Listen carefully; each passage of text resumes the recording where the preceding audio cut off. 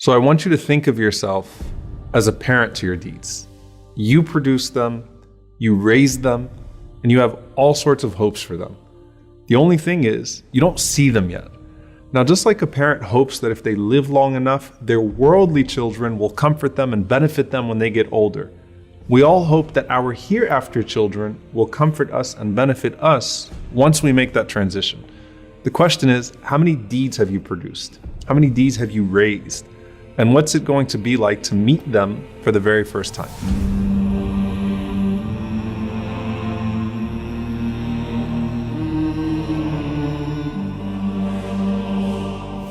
Hatim ibn al-Asam rahimahullah said, إني نظرت إلى الخلق فرأيت كل واحد يحب محبوبا فإذا ذهب إلى القبر فارقه محبوبه.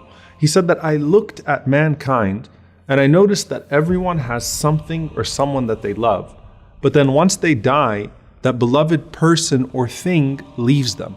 So I decided to learn to love my good deeds so that when I enter into my grave, they get to come with me. The Prophet ﷺ said, يَتْبَعُ الْمَيِّتَ ثَلَاثًا. The deceased is followed to his or her grave by three things. أهله وماله وعمله.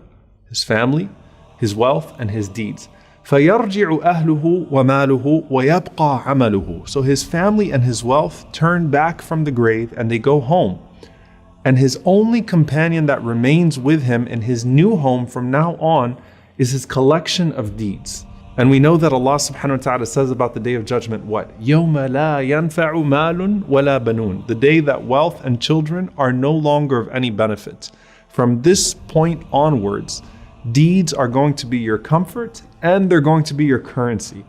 And the Prophet ﷺ once asked the companions, do you know what Allah meant when he said, وَمَنْ أَعْرَضَ عَنْ ذِكْرِي فَإِنَّ لَهُ مَعِيشَةً ضَنْكَ? That those who turn away from my remembrance will have a constricted life. وَنَحْشُرُهُ يَوْمَ الْقِيَامَةِ أَعْمَى, and will be raised up on the Day of Judgment blind. Now, that constricted life is certainly across all realms. But here the Prophet ﷺ said, when they go to their grave, يُسَلَّطَ عَلَيْهِ تِسْعَةٌ وَتِسْعُونَ تِنِّينَ. Allah places 99 dragons over that person. And the Prophet ﷺ went on to describe that every one of those dragons is like 70 serpents with 7 heads, stinging him and maiming him until the Day of Judgment. May Allah subhanahu wa ta'ala protect us. It's at this point that your hereafter children are going to come to your aid for the very first time. And this is before the angels even come. The Prophet ﷺ said that when the believer is placed into their grave and they hear the final footsteps of their family leaving, the punishment comes. And as the punishment comes from above, your prayer stands up and it puts its hand up and says, مَا قِبَلِ مَدْخَلٍ. You will not pass through me. So the prayer guards your head.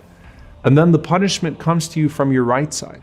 And the Prophet ﷺ said, your siyam, your fasting rises and stands guard and says, مَا قِبَلِ مَدْخَلٍ. You will not pass through me. And then to his left, his zakah stands and says, مَا قِبَلِ مَدْخَلٍ. You will not pass through me. And then at his feet, his sadaqah and sila, his goodness towards his family and then his community, his voluntary charity, his truthfulness, his honesty, all of those things stand guard at the bottom and say, مَا قِبَلِ مَدْخَلٍ. You will not pass through me. And then it's said to him, sit up. And he sits up. The Prophet ﷺ said that the sun is made to appear to him as if it's about to set. Yani it's almost Maghrib. It's about to be Maghrib. So the believer is accustomed to what? You're accustomed to salah. You're accustomed to prayer. And if you wake up at an odd time, sort of disoriented, the first thing you worry about is, did I miss my prayer? So this person says, let me pray. And the angels say, you'll get to that, but first you have to answer our questions. Man Rabbuk? Who is your Lord? Ma dinuk? What is your religion? Man Nabiyuk? Who is your prophet? Now the only way you're going to be able to answer who your Lord is if you used to worship him. And the only way you're going to be able to answer what your religion is if you actually used to practice it. And the only way you're going to be able to answer who your prophet is, sallallahu alaihi wasallam, is if you used to actually follow him. And if you answer right, a voice cries out from the heavens and says, Sadaqa abdi, my slave has spoken the truth. And subhanAllah, in one hadith, the Prophet ﷺ said that those two angels that were first frightening, they say to you after you answer the questions correctly, كنا نعلم أنك تقول هذا. You know, we knew you were going to say that. We knew you were going to answer these questions right.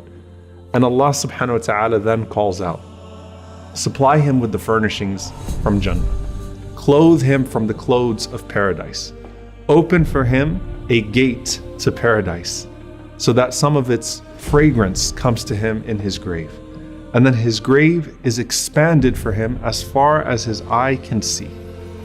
And then at that point, you are laying in the clothes of Jannah with a window to Jannah. And everything starts to feel like Jannah, starts to feel like paradise. This visitor comes to you, and this visitor has this beautiful face, has these fine clothes, and has this pleasant scent. And he says to you, أبشر بالذي يسرك هذا يومك الذي كنت توعد. Glad tidings of that which will bring you happiness. This is your day which you were promised. And so the deceased says, Man ant, who are you? فوجهك الوجه يجيء بالخير. That face of yours is only going to be a face that brings good news. And that person responds to you and says, أنا عملك الصالح. I am your good deeds. Now subhanAllah, imagine what your good deeds look like all in one person. The beauty of that, bi'idhnillahi ta'ala, if you actually used to act upon that guidance from Allah, what does your Quran, your prayer, your fasting, your charity all look like in the form of one person saying to you, I am your good deeds and I'm here to give you good news. First, your good deeds guarded you from your punishment, right? First, they stood guard all around you. And now, here they are bringing you good news. And from here on out, they're personified and they're going to be your greatest source of benefit and they're going to be your greatest source of good company. Now, there are many narrations about people that are categorically protected from the punishment of the grave. You have the shaheed, the martyr. You have the one who dies of a stomach disease. Or you have the one who dies on the day or night of Friday. And then you have all of these narrations about those who are specifically punished in the grave due to their sins. And so you want to avoid those sins, obviously, such as the slanderer, or the one who is neglectful with their tahara, with their purification, or the adulterer, or the one who deals with riba, with usury and interest. In any case, everything you experience now is part of the lead up to the last day. And the Prophet ﷺ said, when a person dies, he's shown his eventual place morning and evening. And so if he's amongst the inhabitants of paradise, he has this window to his place in paradise. And he's constantly told, this is where you're headed to. This is where you're going. And if he's amongst the people of the fire, may Allah protect us, he's shown his place in the fire and is told, this is where you're going. And no matter what his situation is, he's shown one more place. And he looks at this place and is told, هذا مقعدك الذي تبعث إليه يوم القيامة. This is the place that you're going to be sent to on the day of judgment.